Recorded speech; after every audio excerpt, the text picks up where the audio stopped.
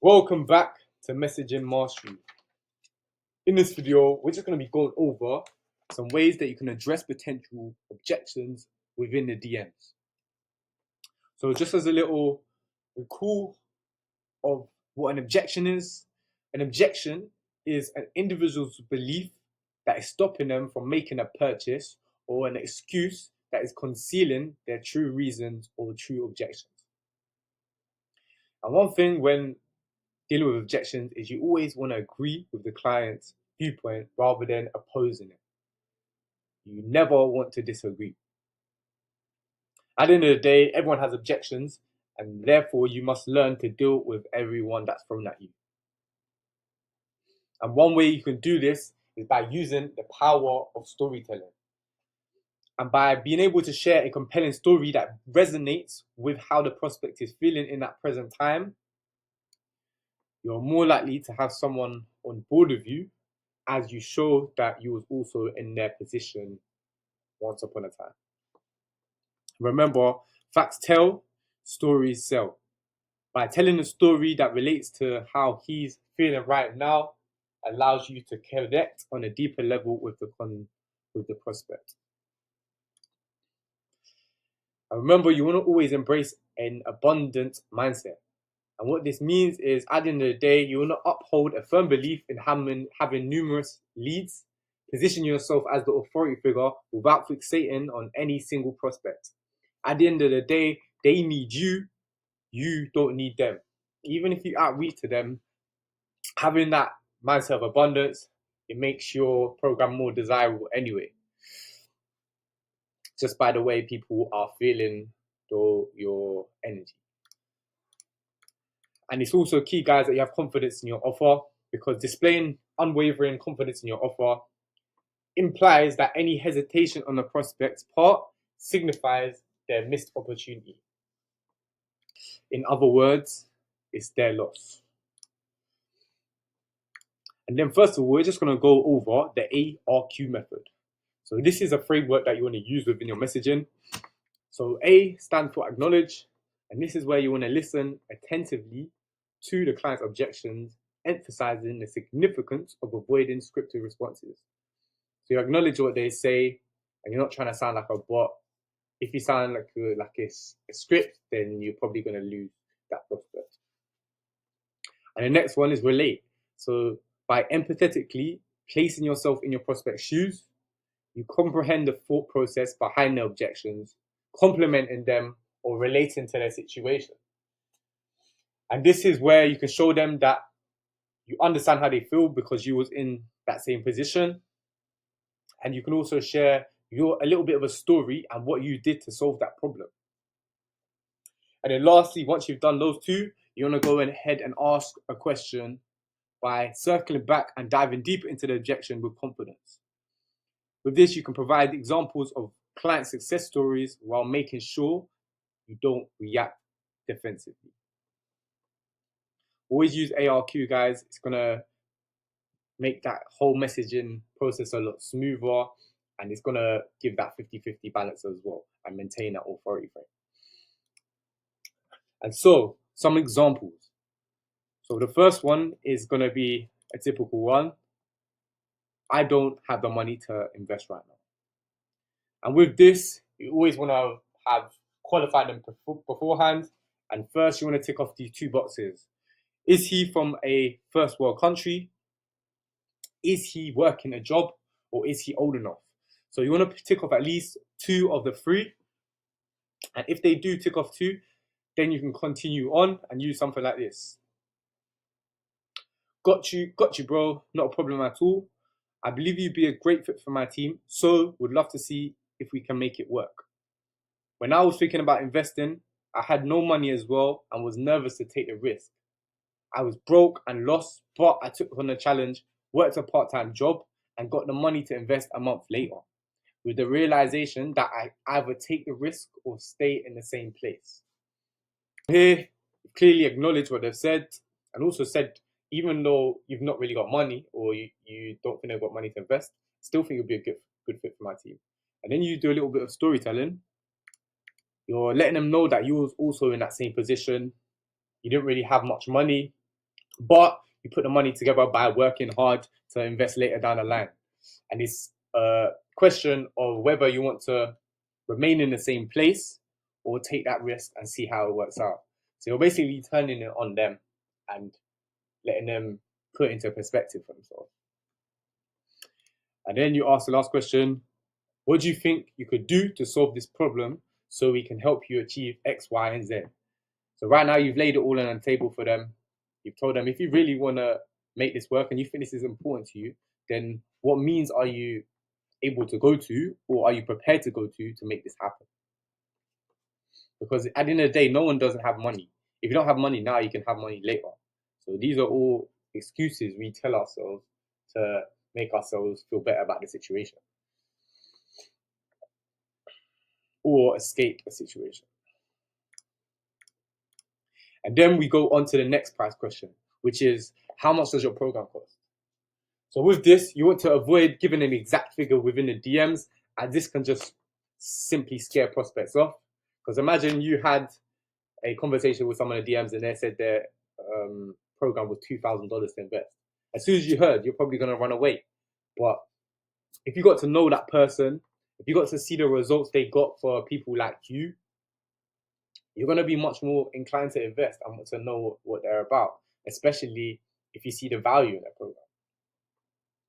So ideally, you want to avoid that and use the following example.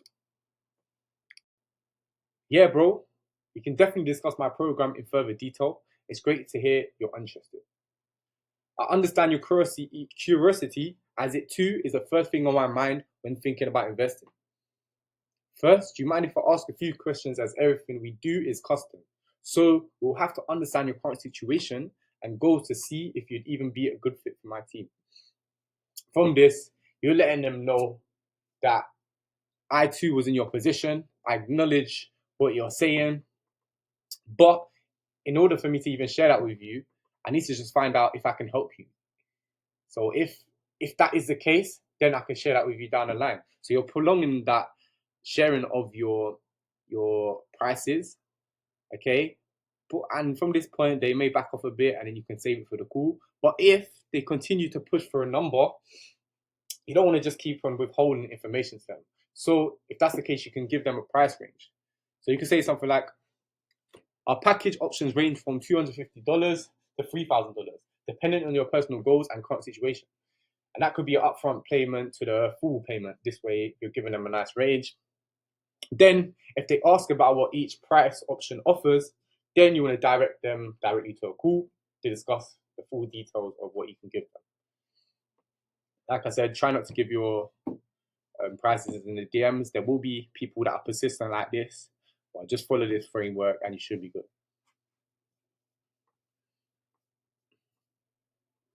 And then the next one is when someone says, I'm not looking to invest in a mentor right now. So this is the delayed taking action objection. And one thing with this, you want to go two ways about it. So if you've got lots of leads, then you don't want to go and push for a call. You can say something like this: appreciate your honesty, bro. To be honest, my program is more advanced, and with the amount of value we are delivering, it would require an investment from your side to get started. However, I'm happy to send you over a free resource to help you out if that would be helpful.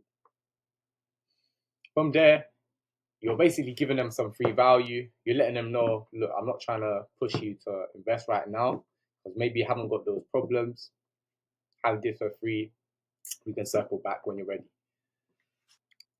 You go in with some relatability. So I had this same mindset starting out, so I completely understand, I completely get it. However, I can say from my experience that investing in others in a position I wish to be in was key to my success. Would it be useful for me to send over a free resource which could help you out without taking this first step? So again, you've acknowledged what they said, you've thrown in some relatability and really let them know, like, yo, if you're looking to get from A to B, you're going to get there a lot faster through investing in yourself or investing in others who have already solved that problem. So you're not telling them directly, but you're indirectly telling them through your experience, through your story. And then from there, you offer them the free resource. So they can go two ways about it. They can be like, okay, I want to learn more. Actually, let's look if you can be my mentor. Let me get to know you a bit more. Or they take the free resource and they get further warm through that lead magnet. Or if it's a free training, whatever you send to them. And then if it's less leads, it's worth trying to get them on a call anyway, as you could use these for testimonials. You can also use this just to get some practice on with your calls. So you can try something like this. No worries, man. I'm not expecting you to invest anything in me right now, as you don't know much about me or my offer. But I'd be more than happy to jump on a call with you, get to know you a bit more, and give you some free value. How's that sound? And your answer should always depend on the quality of the lead based on what you already know. And this could be, like I said, country, age, occupation, etc. Don't try jumping on a call if they're not from a qualified country. You can still use them as testimonial, I guess, but ideally you want to be using actual qualified prospects. And with this one, I don't have time for a call. This is not the time to start showing that you're desperate and pressuring them into booking a call. Remember to maintain the authority frame and communicate that your time is very valuable as a business owner and you have plenty of other potential leads that you can help instead. Remember, maintaining a mindset of abundance is very important. So with this, you can touch on their pain points, which they revealed earlier in the conversation, and especially if they expressed their reason for wanting to succeed with Instagram in the first place, if it's quit their job and not have to listen to their boss, more time with their family, etc. And if they still go through that and don't want to take action, then you can hit them with this. All right, bro, I just thought you said that this is important for you and you wanted to reach your goals with Instagram. I'm just a bit confused if that's the case, as this would only require 10 minutes of your time. And from what we have spoken about, it could be the key to you achieving this. From this is going to really reveal to you if they're serious or not. Because if you've told them about, okay, this is the required things you need to do in order to move ahead, and you said you were serious about this, then if you're going against the consistency of what you said, this shows me that you're not. So most people, they feel they've got something to prove, even if they may not think it. So they want to be like, okay, just through the principle of consistency, they want to continue with what they were saying or abide to it. And then coming on to the last two. So if you get an objection like this, can't we just talk on here, bro? I'd rather do that on than a call. So at the end of the day, some people may just feel uncomfortable hopping on a call with you, maybe because they don't know you, and just in general, some people are like that. So firstly, noting this could also be a sign that you're offered the call a bit too early. So go back to your DMs and ensure you built enough rapport and curiosity to get them to take action. So if you do have plenty of leads, then you can take a much more ruthless approach. So to be honest, bro, my program requires a qualifying call in order to confirm you'd even be a good fit for my team. And calls will be necessary with both myself and my team in order to succeed. So if that's the case, this probably isn't going to be a good fit for you right now if you're not willing to take the necessary action of jumping on a call with me. I've tried working with clients with and without calls, and those who are willing to take action generate much better results. So what's currently stopping you from taking that first step? So from here, it's really just put on all on them and told them, yo, if you're not even willing to hop on a small call just to learn about this program or get started, then this isn't going to be a good fit, man, because we only like people who are willing to take action and really commit to all the steps they need to do in order to succeed. So this is a great one you can use, and most of the time they're gonna be like, oh shit, this guy just put me on the spot. Okay, so try that out. But like I said it before, if you do get a sign, just check if you've built enough rapport. From there, build a bit more rapport if you need to, or use the script. And then lastly, we go on to the instant DM objection. So we've all had this before, or you may get it, and this one can actually be a bit tricky to deal with. But if someone says, I know you're just trying to sell me something, with this, you do not want to be on the defensive. And this shows that you need to basically just let them know, yeah, I'm maybe trying to sell something, but I'm not trying to sell to you. And from this, you can build a bit more trust by using things like voice notes and hopefully build to scheduling a call. You can also have a sales sheet ready, which you can share with them, or even a version of a sales call in video, which you can share. So this could be a VSO. This way allows you to further nurture them and warm them up before they hop on a call with you or feel comfortable to do so. And for this one, this should flag up instantly that a lot of rapport needs to be built beforehand. Because some people really just don't have that trust on the internet. You know, there's a lot of scammers and a lot of things that have gone wrong for people, which may build a stack of limiting beliefs or just sales resistance. So if they seem super skeptical, they might simply have the wrong mindset. But if not, it can be worth using something similar to this response. So, all good, bro. I'm not trying to sell you something, don't worry. I've been in this Instagram game a while now. I know how annoying it can be to be constantly pitched to. Right now, I wouldn't even know you're a good fit for my team.